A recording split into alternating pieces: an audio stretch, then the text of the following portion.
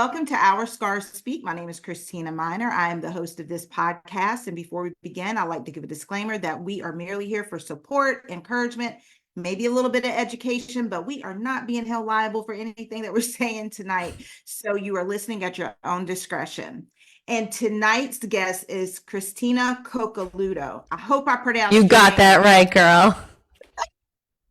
And Kristina is a ball of joy. I met her through Instagram where I meet a lot of people, but we just instantly clicked. And I was like, oh my God, I gotta have her on. She is an activist. She is a marathoner. She has a powerful story. She is doing great things. I'm gonna let her tell her own story, but thank you so much for coming on tonight.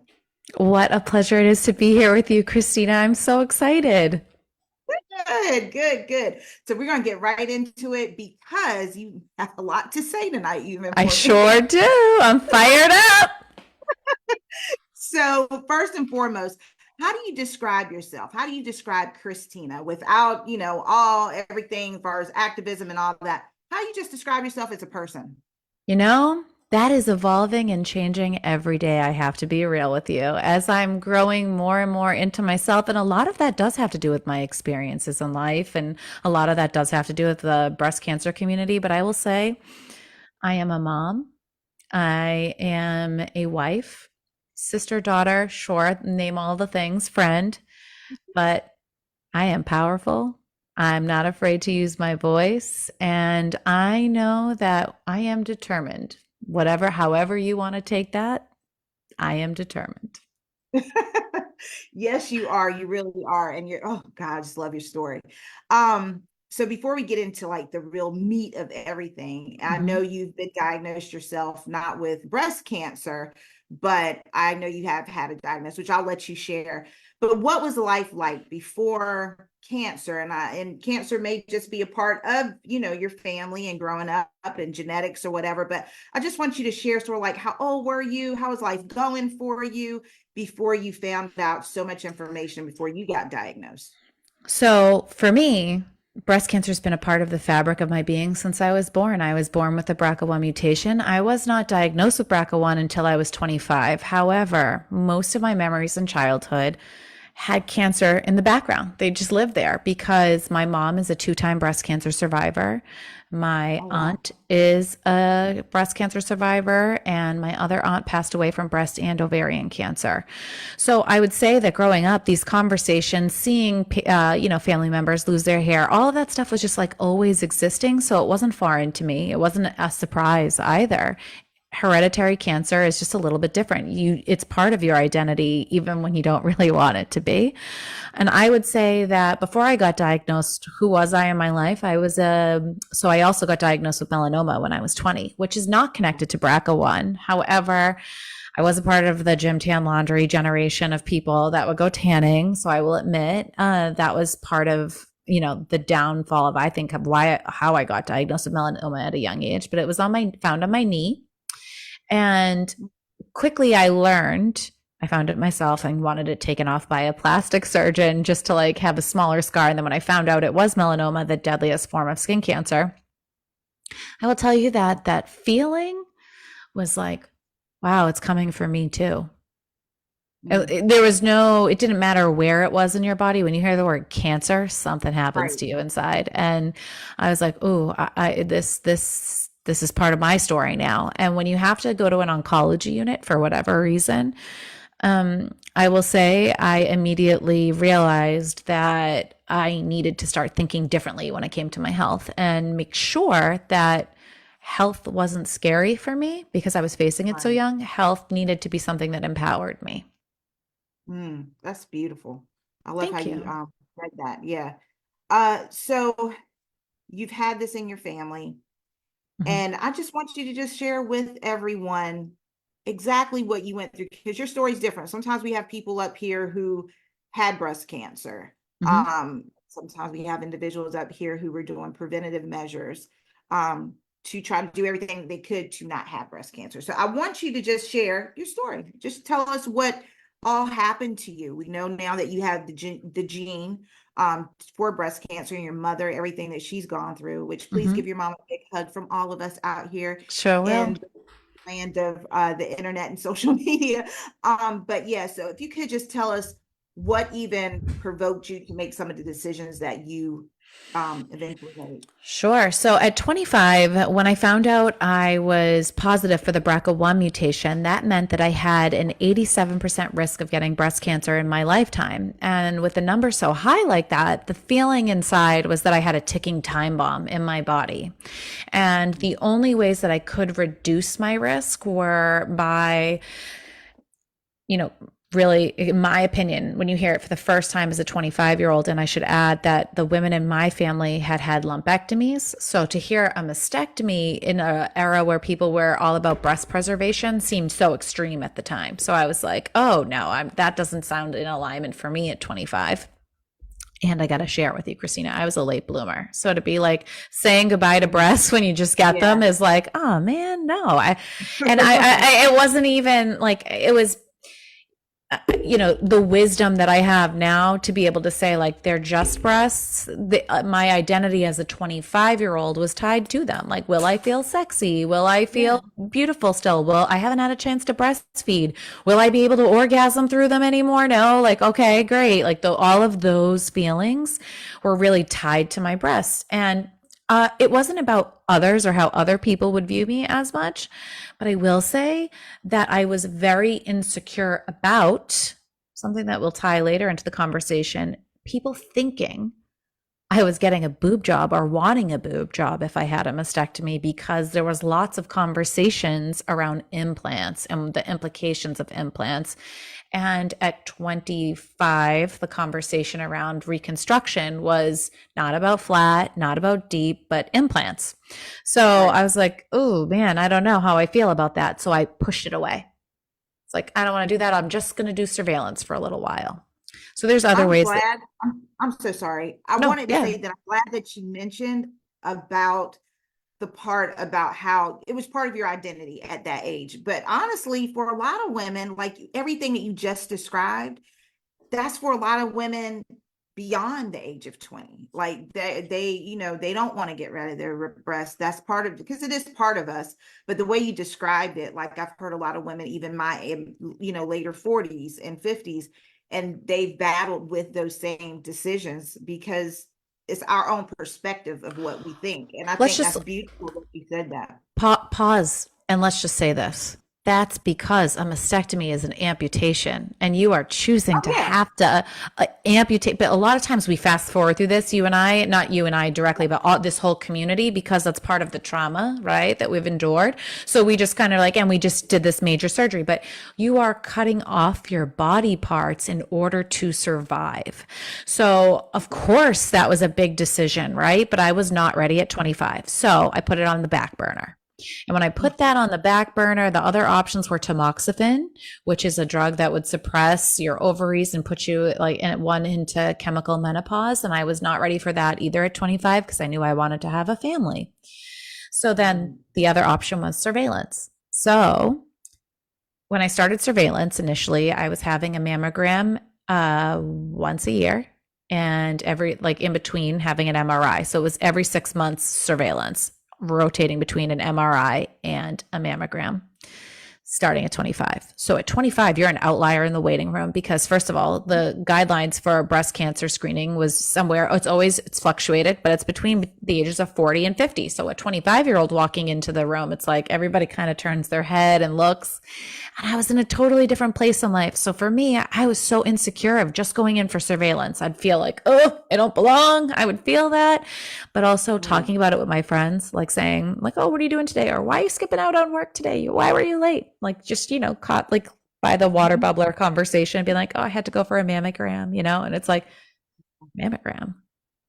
Oh yeah, I have a strong family history. And I was always having to explain myself because I got diagnosed before Angelina Jolie came out about the BRCA mutation. And I talk about that a lot of times because that kind of normalized that, oh, this is the thing. And before that, it was very much like this kind of seeming like a hypochondriac when I would talk about it, as silly as that sounds. But when things aren't normalized yet, and that's why it's so important to tell our stories, because if things aren't normalized for people, and we are now, I feel like as a society, we're starting to evolve a little bit more and having a little bit more compassion for people. Right. But in the beginning, no, it very much felt like, ooh, and I was a people pleasing apologist at 25. So I'd be like, I'm sorry, I'm late. So I've grown so much. I want to like give that girl a hug and be like, it's going to be fine. If they're upset that you're late because you were taking care of yourself, that's on them. Right. So that was a tough time because I was so wrapped up in making sure I didn't get cancer. So I want to also say this. I know that this is not how statistics work, but when you hear the number 87% of breast cancer risk in your lifetime, for me, I kept thinking about the other 13%. I'd be like, okay, wait a minute. How do I fall into the people that don't get this? So I started green juicing every day, running, getting involved with like yoga, reducing my stress, trying to like do acupuncture, all of the things. And then I was reading about how if you have a baby before 30, if you breastfeed, if you are on like certain things, it's like this reduces your risk. Don't eat red meat, don't drink alcohol, all of the things. Eating organically. I was doing so many of these things. I got married at 26, had a baby at 27, and then at 29, I found a lump in my breast. And that's when it was like, Wow. oh man, you have known your risk the entire time. And now you can see it through the mammogram. You can see it through the MRI. Your risk is in your face. You have to take action here. And so that was the catalyst. That lump was such a gift for me because I was able to move forward with what I knew I needed to do all along and reduce my risk the only way a woman can fully with a mastectomy, and not even fully, but majority, the only like real way to ensure that you can reduce your risk is with a Right. mastectomy. So I decided at that point in time that I was not equipped as the first person in my family to have a mastectomy. Mentally, I was not equipped. I felt really, really bogged down with this task of having to explain myself. And again, this is like a different version. I started out saying how I'm powerful and not at that. I earned that. It was not always there. It was something that you Right. kind of gain that confidence along the way to say like, I know what's best for me. I need to sit with this. And I feel called to this. Hmm. So when I knew I was ready to have a mastectomy, I knew I could no longer live with that feeling like at any point in time, that ticking time bomb was going to go off or the other shoe was going to drop because that risk was living with me since I was 7 years old. I felt that from the very fabric of my being always. And so when I decided to start running, and I had never ran more than a 5K, but I thought, if I can run a marathon, I can confidently walk into an operating room. That's what I'm going to do. And so that's Wow. how I began being an Abbott World Major marathoner. Wow. Wow. That's impressive. And it's amazing because you're right. Going through life challenges, adversities, various circumstances, it changes you. It can change you. For some people, it's the opposite direction. But for some of us, we produce this strength that we know that we have, that we can go through anything. And like now, you're like, oh, I can do this marathon. If I can do this, then I'm going to be able to make it. We all have our things that gets us to the point of like, what can I do in order to prove to me? And it's not even necessarily about anybody else. It's about you. And so when you did the marathon, Mm. how did that? Because I've seen, which I'll let you talk about the article, but but that was such a powerful picture that they caught. But yeah, explain that process. Explain like Well, how that you was even, Boston. So that my first marathon was yeah. Chicago. So I ran the Okay. Chicago Marathon at 29 years old, and then I had my mastectomy 4 days after my 30th birthday. I remember walking into the operating room and being really empowered. And then I got pregnant 1 month after reconstruction was over with my second child. And then the following year, I decided, you know what? I'm just going to go run the New York Marathon to just prove that I'm just as strong now after this surgery. And my time sucked. I got way slower, but with a baby and not sleeping and everything else, it was okay. It was kind of like that mental commitment back to myself. Right. And so then I had a risk reducing hysterectomy, a complete hysterectomy, where I had my ovaries, fallopian tubes, cervix, you name it, it's gone. So I had that all done in October of 2022. And then 28 weeks later, I ran the Boston Marathon.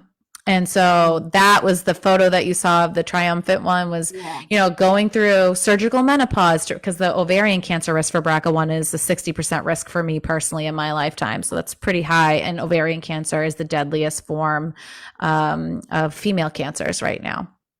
Mhm. Wow. So I will say this. The original question was about how did the running feel doing it? Yeah, how did that even feel like even going through that process? Because to see the pictures, like you can see that you truly overcame. It wasn't just, oh yeah, I made it through the finish line. You could see that if even if I didn't know your story, this girl went through something to get across this finish line. Like this is something deeper than just Oh yeah. running a So marathon. my eyes are welling up when I think about it because so after a hysterectomy, the tools go through your hips, right? And I didn't realize like I'm so stubborn when it comes to when I am determined, I am like, I'm running this marathon. I don't care. It's even though it's weeks after my hysterectomy. So as I ran this marathon, I got injured. My knees were killing me and I could barely walk at one point. And so I had to get into a pool and I did not run on land from January until April. So when I ran, it was straight from running inside the deep end of a pool to then running the world's hardest marathon. So I'm from Boston and Mhm. there is a specific turn. If you're from Boston, you know this turn. It's the turn toward the finish line. You take a right onto Hereford Street and a left onto Boylston. And that is where that photograph is taken because my whole life, I dreamt of that very moment. I manifested that. I was like, someday I know what this turns. And that turn in the city is where it gets really loud. The crowd gets big. And I knew once I made it to that point, I had met like my dream of my whole life. So it's coming around the turn.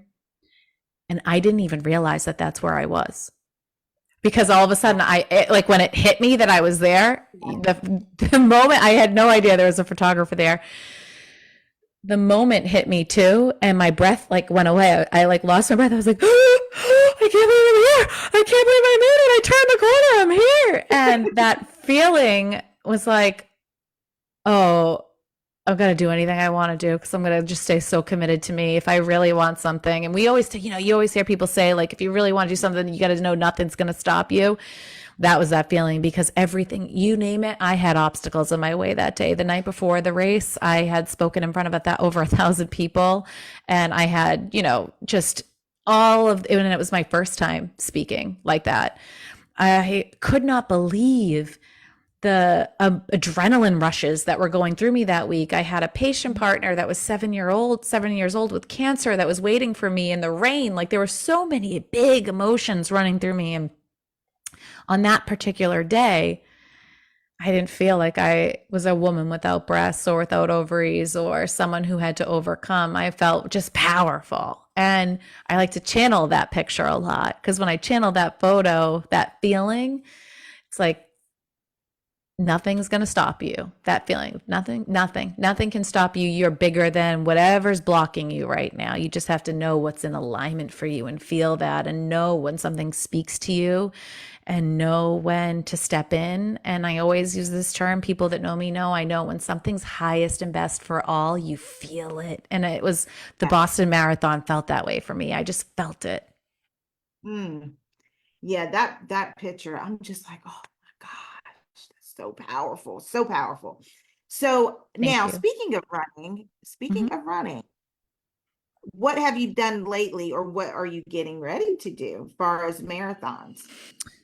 So I took a year off after that injury, and it was interesting to take a full year off of running is kind of mentally hard to do when you're not done yet, just like we're a weird breed of people runners. But I am about to in September run the Berlin Marathon. That is going to be my fourth world major marathon, and then I'm really working toward Tokyo in March, and then hopefully I can round out my experience if I can get a number for London.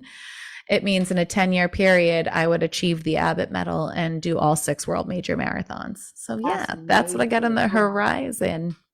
wow, that's powerful. So you've done all these great things. Your life has changed life has changed you as a whole. But I know now you're doing a lot of other things. And before we get into like now, is there anything Mm. that you want people to know pertaining to what you did, the measures that you had taken, to, based off your facts that you received or information you received from the doctors? Is there anything you want people to know that may be in your shoes right now that are previvors or getting ready to be a previvor Oh, or what Christina, have you? such a good question. Yeah, Yeah. that's a perfect question. I would say this. When you are a previvor, it can feel very lonely because you have to make decisions. And oftentimes I used to beg for like, oh, I wish someone would just tell me the answer because I don't know when the right timing is for me. And I will say this, that every time I have made a really big decision with my health, I felt that it needed to happen. And it was not a question of whether or not I was the right time. Although there were many times where I did question, oh, is this it? Is this it? You won't question it. You'll just know. You will feel it in your bones. You will know. And you're always being guided. And that feeling of just a knowing that you're safe and you're safe in your body is something I wish someone told me that now that these surgeries are behind me, not only do I feel the freedom, and that's why I say that I'm living my best life with the BRCA mutation, and it's not to brag, it's to say, at one point in time, I did not really have the ability to visualize a life without cancer or the threat of it. And now I don't have that as the forefront in my brain now that these surgeries are behind me. So, surgery, although it's taken so much, it has given me so much. It's given me back a little bit of myself, empowering me toward freedom. So if you're facing the BRCA mutation or any mutation that increases your risk of cancer, just know it gets better.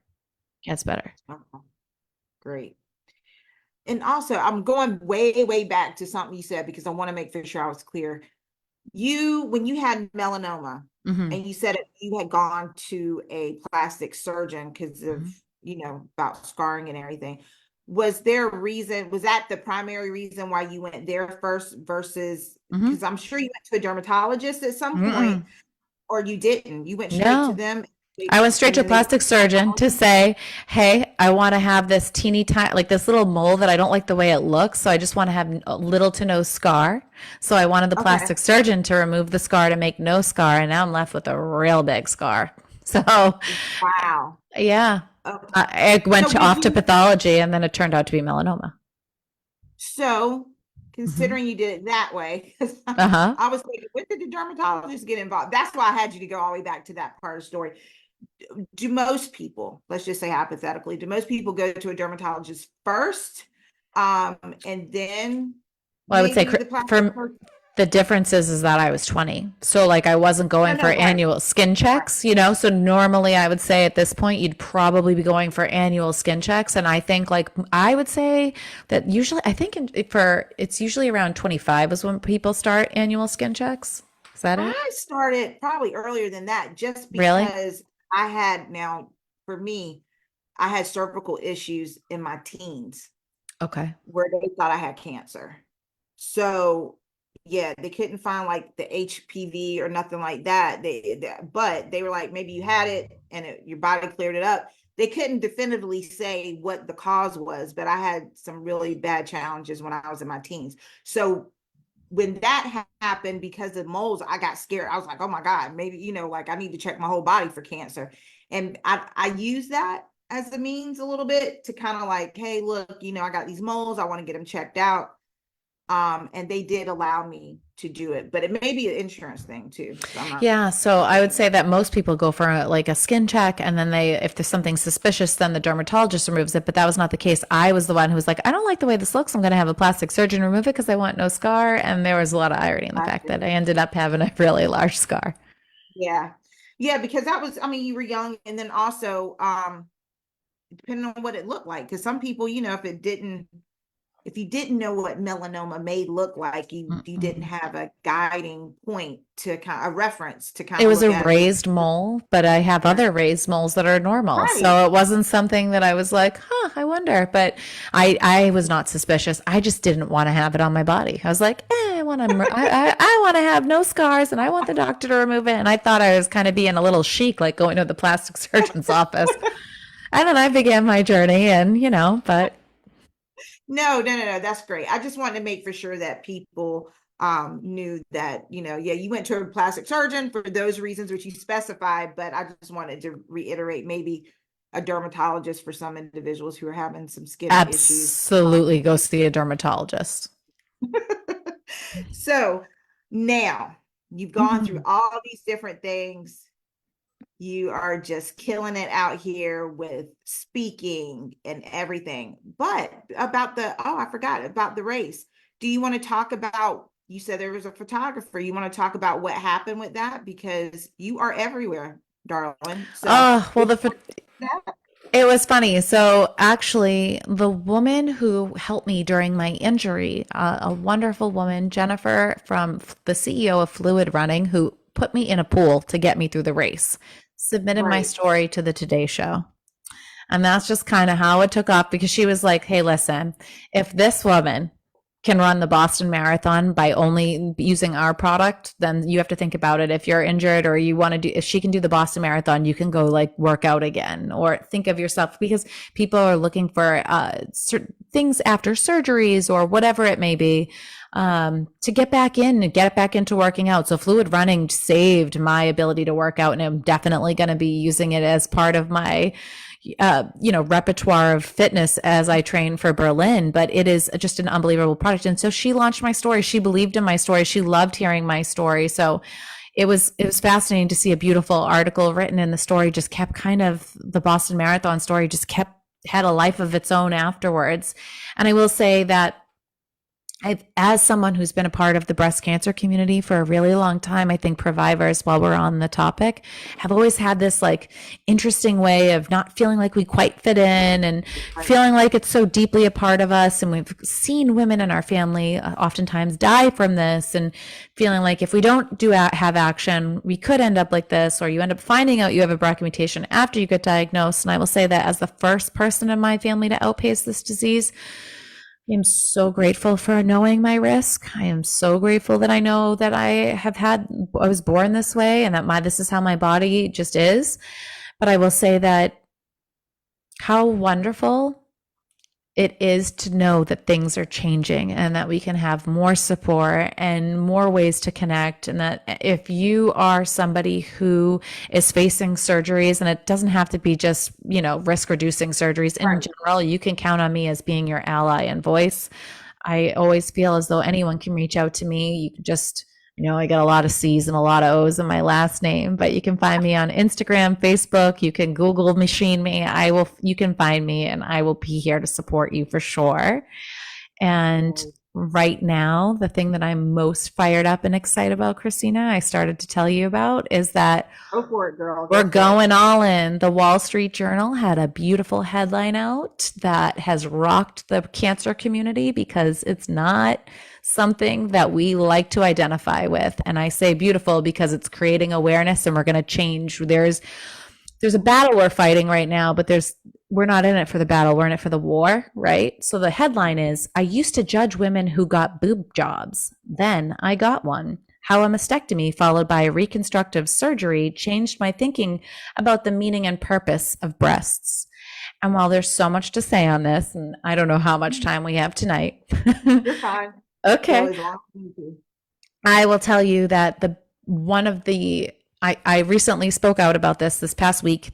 On April 27th, this article was published, and the article and the author of the article have some wonderful information and content in the article. However, the headline that was written as clickbait exploits our community and the author's profiting off of it. And in this very moment where we're all at in the community, we need our reconstruction options to be Mhm. absolutely something that's available and covered by insurance companies. Right. And these incredibly large corporations are the readers of the Wall Street Journal. And our Right. experience is being reduced right now to a boob job or a breast augmentation. And anyone who's ever had their breasts amputated knows Right. that it is anything but a cosmetic ambulatory surgery. It is grueling, it is difficult. And I will tell you, Kristina, the Mhm. women online right now are so fired up about this because they feel like a call came from within the house and somebody who's had a mastectomy used them. Now we can get away from what any agendas were and just go back to that's the battle to get an apology out of the Wall Street Journal and have that headline redacted and acknowledged and say that we can Right. have a powerful conversation without exploiting people. But the Mhm. war that we're fighting, the bigger picture, is to say that women, all these healthcare initiatives that are happening right now on the national front, we need to be seen and given resources, and we need to be taken seriously. The social and emotional support that is needed after cancer, during cancer, the financial resources that need to become available. When we reduce or cheapen ourselves to say that we just experienced a boob job, even if it's trying to be funny Mm. or cute, we are reducing all of the trauma that you and I are talking about here tonight, all of those big choices that we've had to make with our health. Every single one of us that spent hours and hours crying in the shower, having the courage to look at ourselves for the first time, did not experience a breast augmentation where we were just trying to enhance ourselves. We are experiencing right now the emotions, but also the desire to be seen by these corporations as people who are not gender affirming ourselves. No, no, no, no, no. When you are reconstructing yourselves after a cancer diagnosis or after facing your cancer risk, what you are doing is making an attempt to try to physically feel whole again. And Right. now, not everybody, like we all have different reconstruction, but I can tell you this. If you were to hold my breasts, you would feel that they are detached from my body. They are cold. They don't move. They have deformities. They do not look aesthetically pleasing like a boob job does or a breast augmentation.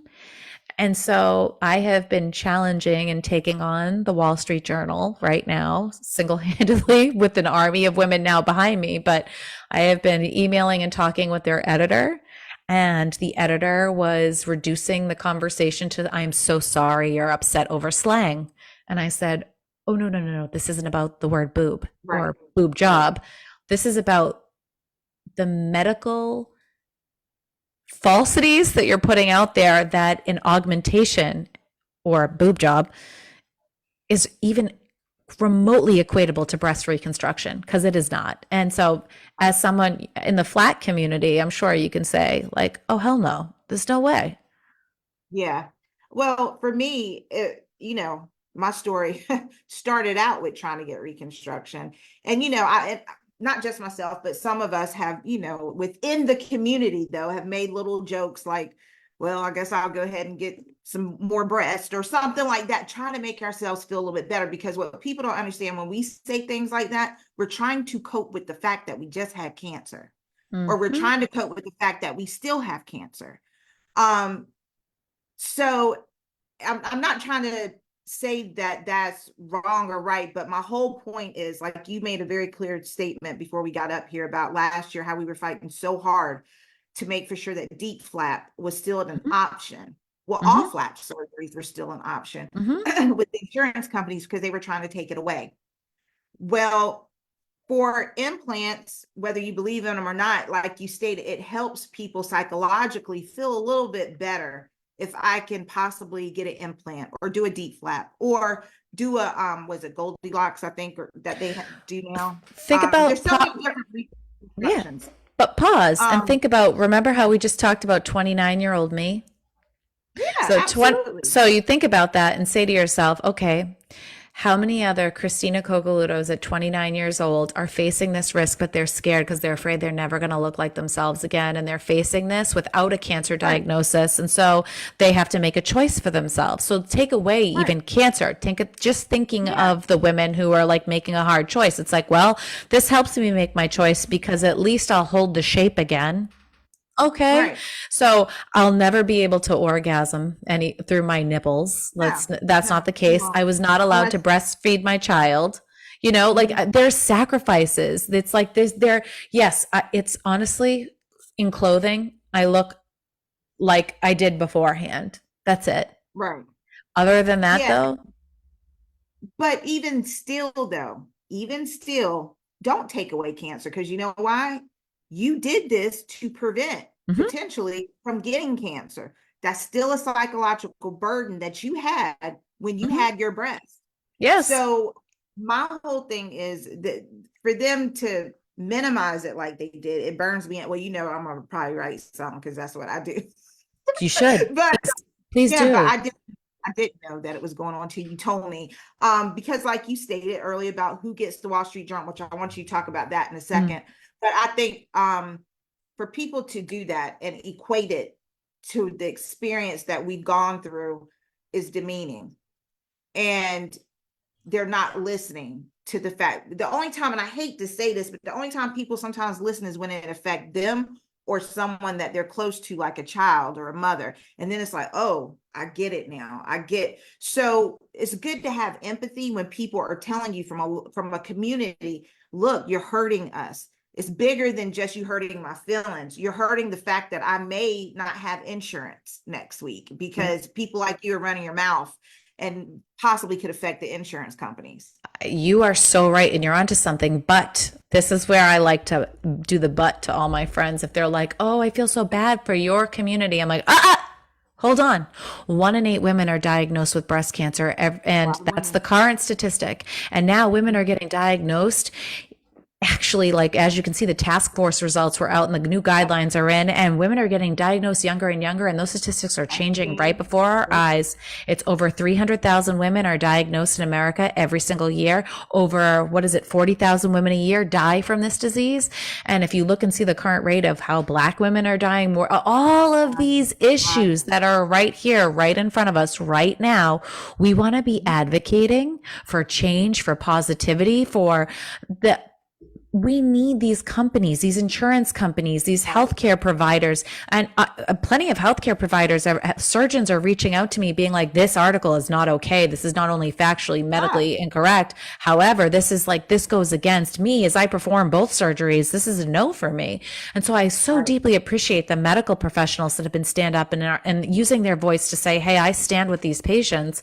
But also, if you think about it, it takes all of those doctors to utilize their voices for us in order for us to be heard. So when someone who I'm going to say claims she's had a mastectomy and is like us goes against all of that advocacy, all of that work to say, okay, maybe I didn't write that headline and it was my editor, but you're not speaking out against it, because I know if a publication came out about me that stood up against the very things that I have had trauma over, I would be saying like, hey, I did not write that. And I'm really upset about the fact that it did. I stand with you and let's figure out how we can go forward. And that's not happening. So when she and I were in conversation, the writer and she just said, sorry, Kristina, I didn't write it. And I was like, well, Sarah, that's not good enough right now. Like we need to go deeper. Like, I believe you didn't write it, but let's figure out how we can stop it, because I believe that there is a path forward for us all. So when I talk about the war,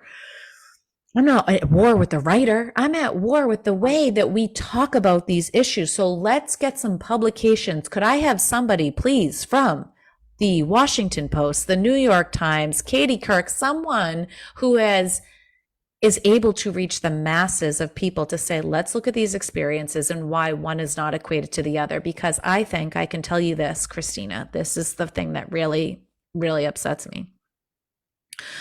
How many women face their wonderful friends who are so well-intended that after they've had a mastectomy and these women are feeling so isolated and alone, and their well-intended friend says, hey, how are you and your new boobs doing? It's like, oh, now I feel like I have to, like, I don't want to make them feel bad about what they just said to me, but I just lost my breasts. Like I just lost my breasts, and now I have these foreign objects that every day feel like foreign objects. I feel so, and I can tell you 8 years later, my surgery was 8 years ago, 8.5 years ago. These do not feel like they're a part of me. They don't. I am so aware of them. I am aware of them every single day. So to make it seem like it's just an enhancement that you got, like, no. No, it's a hurdle every day for all of us.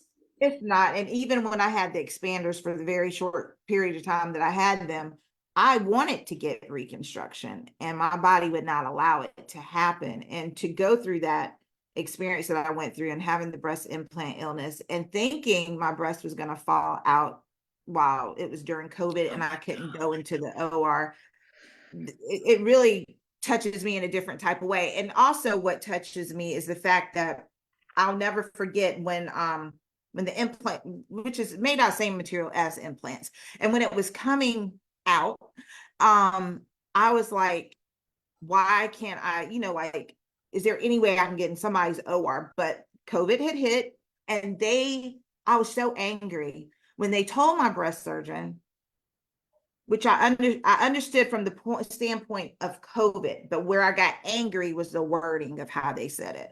Well, this is cosmetic, so he has to wait. I said, number one, you're gonna take the risk of this popping out and falling on the floor somewhere and I get an infection. But the other part was I did not ask for this. I did not ask for cancer. I didn't ask for precancer cells. I didn't ask for cancer cells. This was not something that I said, oh yeah, this is what I want to do. I woke up one morning like, oh yeah, I want to get cosmetic surgery. And it's nothing wrong with it. For all of you who are listening, who's had cosmetic surgery and has never had cancer and all that, we're not belittling you at all. No, not at all. Yeah, but I just want to make that clear. Yeah. What we're saying is we did not, the majority of us never even wanted any type of augmentation or anything, but because of what we had or trying to prevent, we went this route. And when they said that to me, I'm like, wait a minute, that's degrading for someone to tell a patient this is cosmetic when I didn't ask for this. This happened to me. And I was trying to do something to try to make me feel a little bit at the time, a little bit more like I used to feel with pre-cancer. Right, with objects that I had that I was, born with, and they manifested into these breasts that I liked. And like you said, various feeding our children and being sexual and intimate with our husbands. Like, this is something that's a part of me. And this is, yes, it is an amputation. I scream it to the top of my lungs all the time about this is an amputation, people. It is. And when that was said to me, it saddened me. I didn't say much about it to anyone, but it really broke my heart. The verbiage that was used, like, this is cosmetic for you. So it's like, whoa, wait a minute. No, I mean, I get what you're saying as far as cosmetic, because it's not an actual, even if it was deep flap, they probably still would have said the same thing. But find out why I have it. Why did I get this done? Another wise woman who also has an aesthetic flat closure, Ellen Winters, today talked to me about these words and why. Shout out to Ellen at Flat Please. Ellen said to me that when you use your words, in words, there are worlds that we create within our words. So when we are creating these worlds with our words and saying something like breast reconstruction surgery after cancer is cosmetic, we are hurting women. Because do you see, like, I can even see, like, your psychological experience is relived when you say those words. Like, I can see you change that lives within your cells, that somebody reduced your experience. And it's, again, like, we're not saying that the other experience is bad, but that's something that you elect to do because you want to look and feel like you're enhancing yourself from what you existed to be. When you are having reconstruction surgery, you're trying to rebuild from the rubble to be what once was. Right. And I think that that's something where, while you're also simultaneously trying to survive, you're fighting for the rights to live and feeling like, I want to live. I want quality of life. I want to feel like myself. I want to feel beautiful. I want all of these things. And, like, how do we define ourselves? Well, if you identify as a woman and you are having, and I'm not getting into like a gender affirming discussion, it's more or less like, if you are having most people, when they have a mastectomy, are having a mastectomy because they are facing cancer, whether it's a diagnosis or a risk reducing one, you're still facing cancer. And I believe that no one should use the language that anything you're doing at that time going forward is cosmetic. And so this is why we are in this fight. And I call it a fight because we need everyone. When you are addressing your girlfriend, if she gets diagnosed, you don't have to talk about her boobs that way. You could say, I'm so sorry you're going through this. How can I support you? Leave it there. It doesn't have to be Right. like this rah rah girl like about your boobs. It's not about your boobs. You're more than your boobs. You're more than so much more than that. And so the loss, the grief, the all of the emotions that bubble up, these women are feeling when they read that headline, and when they know that the people that are reading the headline without the story attached to it, like if I glaze over that headline and I just equate like, oh, mastectomy and boob job hand in hand, and we don't like really dig into the article or see what we're Right. talking about, it's something that just normalizes what these, I'm going to say, men in these powerful positions, I will go on the record and say that they are making these choices about our bodies. They Yeah. define it. They define how it's, coded through insurance. And it's funny that it kind of fun, not funny, but it's interesting you said about men, because I don't know if you've ever been or know about the group called men how was it called? Men's breast cancer happens to. It Mhm. happens to, as far as that particular group. And it's interesting because they too, when they get the mastectomy or the lumpectomy, they too go through this psychological issue just like us. So for individuals who are men, primarily, because we have also a lot of men doctors who are plastic surgeons and breast surgeons, some, not all, but some who are very much, yeah, you need to get implants, it'll make you feel better. And that's not right either, because Mm-mm. that's that person's own decision to know what's going to make them feel better potentially. But they too have mentioned to me how that psychological aspect of losing that tissue and the nipple. So even though these men primarily are the ones who are going full force with certain things, as far as making, to make us feel a particular way, and I'm sure you're going to get into like, as far as the people and the stats of who is reading like these particular articles. But yes, I would agree with that, because even though they're doing this, they don't even understand that there's men out there too who are hurting just as well as we are after going through this disease and losing breast tissue and losing their nipple, and just being cut on and hearing that they had cancer and not knowing if they're going to be able to have children with their wife. And so it's both sides, and they can get a reconstruction. But I think it's just absolutely, I just pray that people will be more empathetic and listen to people's voices and allow themselves to be educated. Because even though we try to get back to a place where we used to be physically, we may, if we want to get some form of reconstruction, the fact is we're not going to get back to that place because we're changed 100%. It's permanent. completely. And it's not something that we went out there and said, yes, this is what I want to do. I want to wake Mm-mm. up and have cancer. I want to wake up and have Mm-mm. a gene. Like we woke up trying to live to the next year or 5 year mark, 10 year mark and beyond. Well, Christina, I think this is a really important part to say. This is what I always like to say whenever I'm communicating to people who are not a part of the cancer world. We like to call them like cancer muggles. But if you have no idea what it's like and you other us, like, oh, that stinks for those people that have to go through that, I feel so bad. Here's the reality. You want to hear us. You want to know that we exist. You want to know that we're having these difficult conversations because there are so many women, like we said, over 300,000 women get diagnosed every year. Nobody chooses this, like we said. Nobody thinks it's going to be them. And then one day you get the call. So how I worded it today when I was fired up about this is you even if you don't know, like I have the paper right in front of me, even if you don't know about this particular issue, this article, you don't know about it and you don't feel like it impacts you. The reality is it does, because you will know someone this year that gets diagnosed with breast cancer. And when it happens to them, this isn't fear mongering. This is life. And you're going to want to know that there are people advocating for your friend, your sister, your companion, whoever it is. And we are. And that's why we're telling our stories. That's why we're staying loud. That's why we're saying, hey, listen, nobody chooses this, but we're here now. So let's make the best of it for the next woman. Yeah. That's And part of what it is like it's a beautiful community because we hold space for each other. yeah, and we just have to, because last year it was rough when I was looking at all the people who were trying to get deep flat and they were trying to change that. I mean, there's so many other issues too. It was the issues with the eggs and fertility, and Mm-hmm.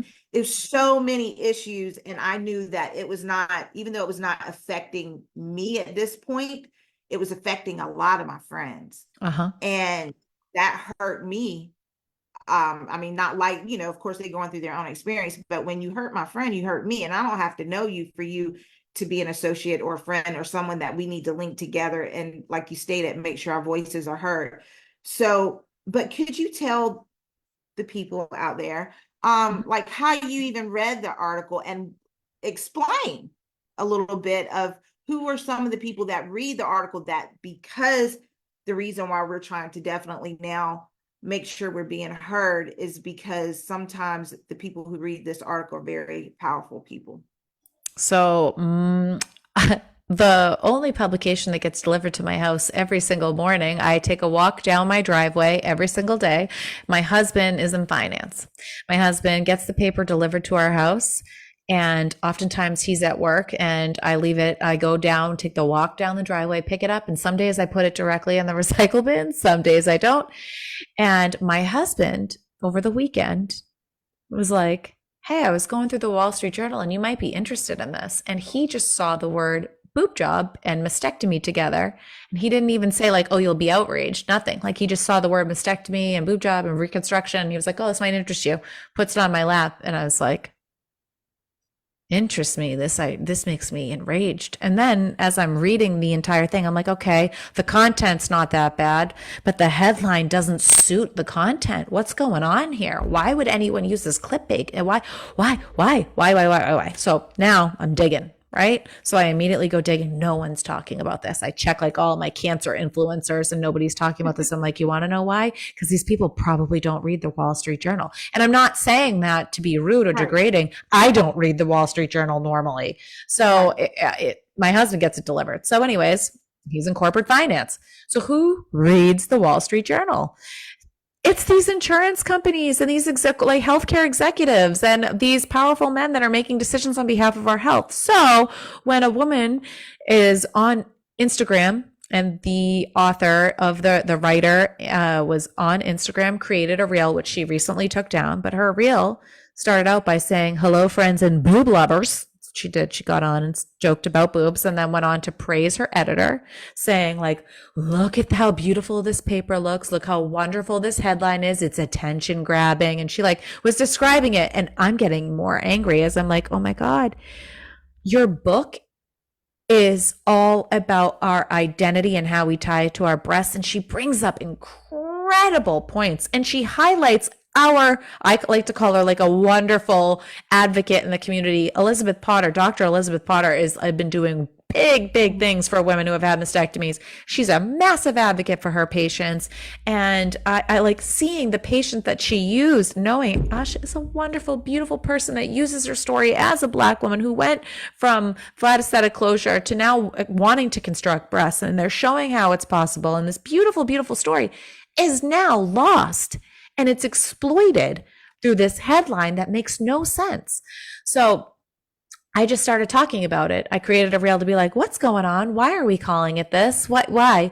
And everybody's like, yeah, I'm upset. Where can I find this? And then everybody starts looking. So I did not come into this space of calling it out thinking I was the first person to call it out. I just assumed that there were others. And then once I realized that now I am leading the charge in this, every single day I have been asking the editor to please consider, I mean, if you saw these threads going back and forth, I am asking the editor to please see that the term boob job, which translates to breast augmentation, diminishes not only our experience, and this is not just about the emotional and psychological one, but it has greater implications on our community that could damage the years upon years of advocacy.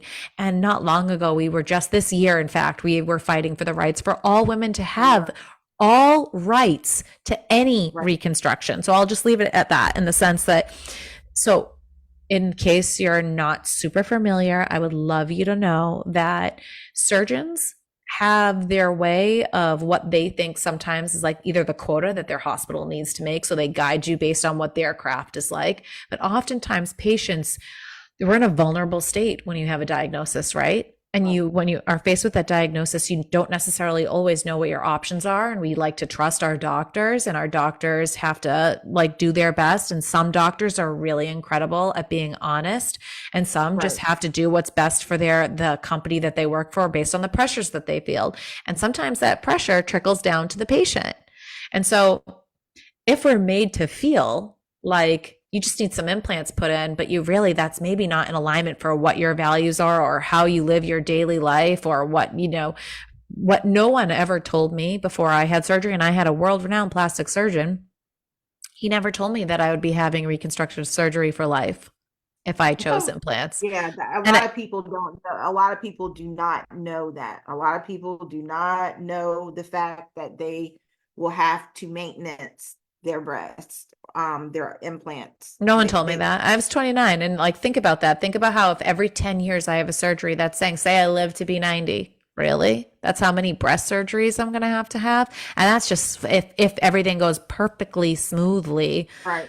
Then there's any other complication that comes along the way. So for me, my progression in my own surgeries, and why I fought for the right for the DIEP flap, is that I could eventually end up with that surgery and say, I want to use my own tissue, or I could eventually go flat. I want to know that whatever options I need, I have access to, and that my insurance is going to cover it. So that's why this isn't like just, I think women with implants, no, this is not a boob job. We can't reduce it to one. And we certainly need to be seen with respect and compassion and dignity. And these insurance companies can't reduce it to, like you said, if the narrative, not to like totally belabor this, but if the narrative when you got that news that day was that this was not cosmetic and this was essential for your psychological well-being, and you were treated with a higher dignity and respect that day, not a chance in hell someone would have said this is cosmetic. Right. I believe that if somebody really, like, if the language was normalized by these institutions to say we need to treat these women with respect because they're going through, because this isn't to say like this big argument, it just wouldn't happen to a man because we have things in place. I mean, like, think about the measures that we have in place for erectile dysfunction in comparison to what we have for trying to live. Yeah. And that's it's just a silly thing, but it's true. And they're not apples to apples, but it's just like we've thrown all of our marketing, all of our resources, tons of funding to one issue that really doesn't determine whether you live or die. Yeah. Wow. It's well, you know what? If they don't change, my perspective is, okay, fine. You don't want to change the title or the article, then do an article on some of us. Bingo. So that's the war. So now it's like, have a conversation with us at a greater tip. So I emailed the editor asking for a editorial roundtable for a discussion. And I promised to provide provoking leaders that would be either congresswomen who have fought for the Women's Health Care Act or current healthcare initiatives that are going right now. I will do the heavy lifting. I will get those people in seats for a discussion. I will have surgeons. I will have patient experiences, whatever you'd like to do. Let's do it. But let's feature why this issue is also important. And if the Wall Street Journal's not willing to do it, I'm not going to stop until somebody like that determination comes in. I'm not going to stop until we're able to get somebody of a mainstream publication, preferably one that's not just men. And we can have everybody just kind of listen, because we need to start changing the narrative to say, hey, listen, you, Kristina, me, Kristina, all of the Kristinas out there, we have an experience that has not only changed us in the way that we see the world and who we are and what we care about, but we want to make sure we leave this world a better place than how we came into it. And we want to be doing that by helping other women. And those kind of articles aren't doing that. We Mm-hmm. need to make sure that we're supporting each other as we go along the way without tearing each other down. And that's why I will say this on the record here. I initially invited the author and editor to say, hey, let's work together. Let's work together to just Right. make changes. Right. This is a simple fix, either redact it or make a public apology, even if you can't redact it. I thought it would have been sufficient, even on my Instagram, as the author was commenting. Say it sincerely. Say you're so sorry and that you want to do better, but that was not the case. And it was met with like, life is hard. Oh well, sorry, but and that's what made me say, oh no, we need to now, like, gloves are off. We got to figure this out. And not Wow. physically. I'm not going to attack another woman. It's more or less like saying, hey, now I need everybody to come in on this conversation. So, Kristina, I will leave you with this too. Yesterday, I asked women to send me their images. I just put it on my Instagram. And I don't have a big following, by the way. I have like under 2,000 followers. So it's not like I'm this like huge influencer. No. Put on my page, and I asked for our community to step forward if they would be willing to send me images without their face, just cropped up of their chest, and bravely show that they have not had a boob job. Do you know 89 women sent me pictures within an hour? I'm sure. Yeah. 89? That's a lot of people, because I can tell you right now, I don't think I would send my chest out to somebody who asked it. So they're more brave than I. And Oh, we're open. We're these, open to sharing. and then it continued today. And so I'm just showing that this is not a boob job. So if you come over to my page, you will see these brave, there's no faces attached, but we're not done. And I think from here, it just goes to show that whatever we advocate for, we're trying to make change. So I'm so glad you're a mover and shaker and advocate too. Well, thank you. Yeah, I'm a big advocate. Huge advocate. I think stories are so impactful, and I just hope that they will listen to you, come with you, and allow you to share your story, and whoever else is or whatever you're going to do. But they have to me to make it even, to make it just like an even playing field. Like, hear this side too, on top of this side that you've heard. Now listen to this side, and I know it would impact people highly. I think for me, I'm like, oh no, we're not going for even. Now, what we're really going for is making it be the standard. The Oh yeah, standard. absolutely. I'm All right. talking about, if you're going to listen to Oh them, you no. need to listen to. Oh yeah, That's what yeah, I'm yeah. talking Oh, about. I'm for not talking sure. about, But no, like, no. this is the point. If Wall Street Journal's not going to do it, then I'm going to make sure But we're there's not other stopping people. till. Oh yeah. So Other that's what people. I feel like there's no one more determined than people who have already faced death.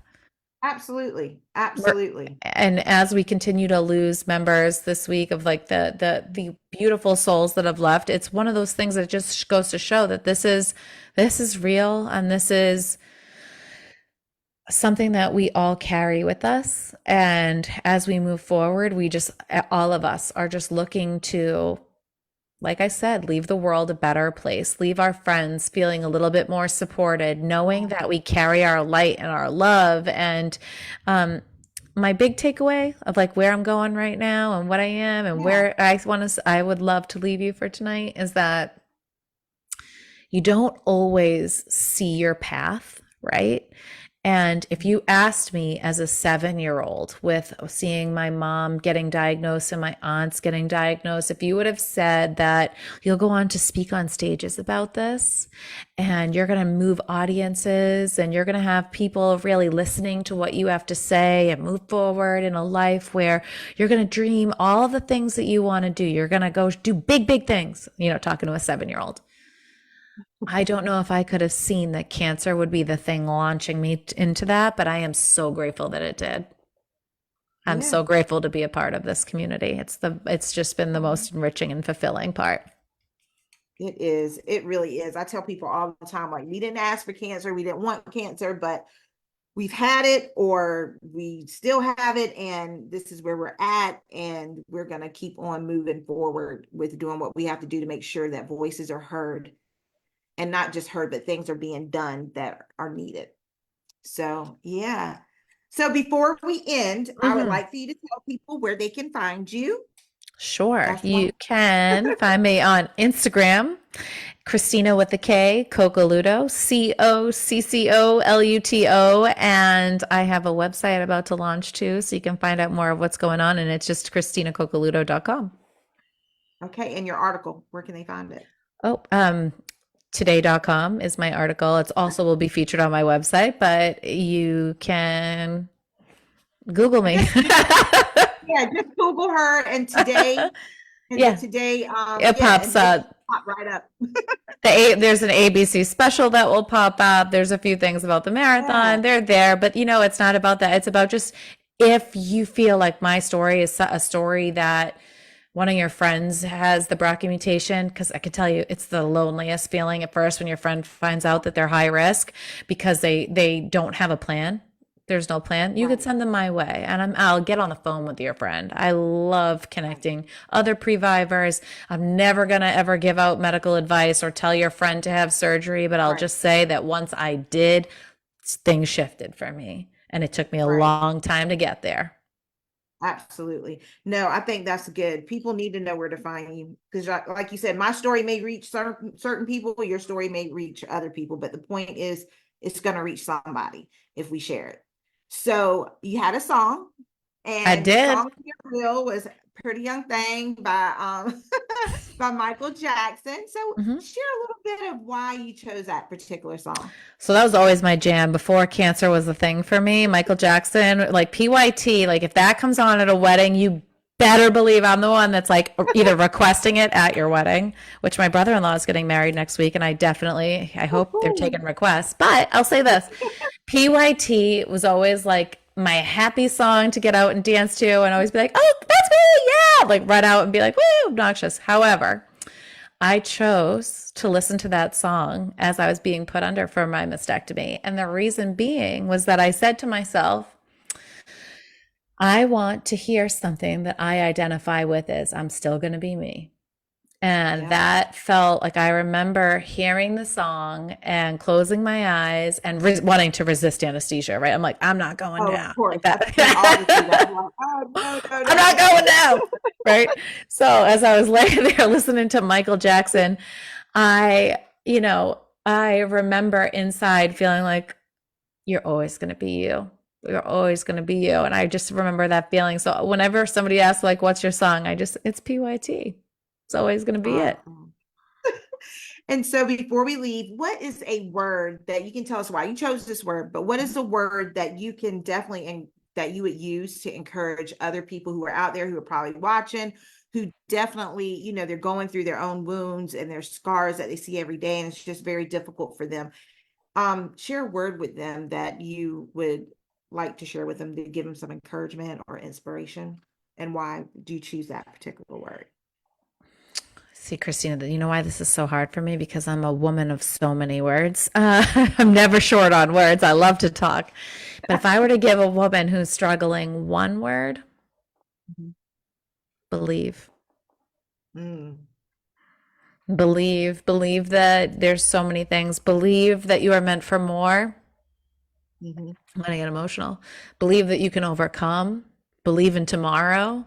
Believe that you are more than you think you are. Believe that you can grow beyond the things that are right in front of you. Believe that you can go through them. Believe in yourself. Believe in the love in your life. Believe, if you're not a religious person, I like to say believe in God. Believe in the universe. Believe in something greater than you, has you on your path. Believe. And when you feel like you have nothing to believe in anymore, because why would anybody why could anything greater take something away from you? Have someone just believe.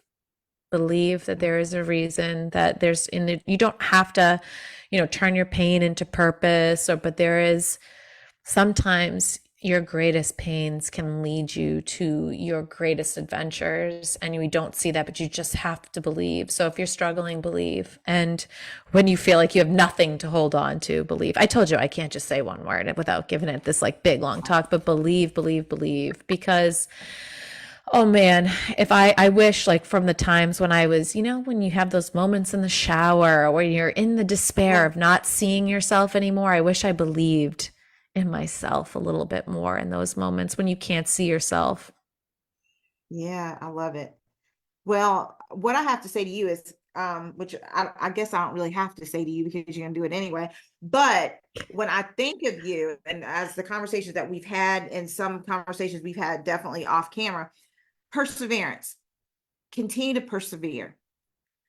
Yes, things get hard. Yes, it gets lonely, as you know, but you have to keep moving. Everything that you have done has come through perseverance, has come through you pushing against even the things that people said you couldn't do. You still Hmm. push through. And even in the battles that you face now, and even, whether they're personal, whether they're exposed to everybody, as far as like things that you're doing, continue to persevere, because it's not only you that you're persevering for, but it's us as well. So thank you for allowing your voice to just be the catalyst for a lot of things, and for allowing other people, helping them to get their voices involved, because as you persevere, other people will persevere. So thank you so much for that. Oh, Kristina, thank you. Because when you give me a platform and you let me have the floor when we're talking, it's an echo. So my perseverance is just you echoing it through me. So I just want to say thank you for giving me this opportunity, for reaching out. Our scars do speak. I just want to say thank you because oh man, it's been so beautiful to connect with you offline, online, here Yeah, tonight. I just have enjoyed it so much and I can't wait to hug you in person. I know. And my husband's from Massachusetts, so we got to make it happen somehow. Or maybe at some other event, well, our paths will cross, Yes, but I'll know it'll be yes, so real. definitely. I Thank you know. so much. You welcome. Well, this concludes another episode of Our Scars Speak. And remember that our mental and our physical scars do speak a story. When you're supposed to tell your story, we don't know. We hope you do, but if you don't, we understand as well. However, remember that your scars speak a story that can heal the wounds of another. Until next week, talk to you later. Love you guys. Bye.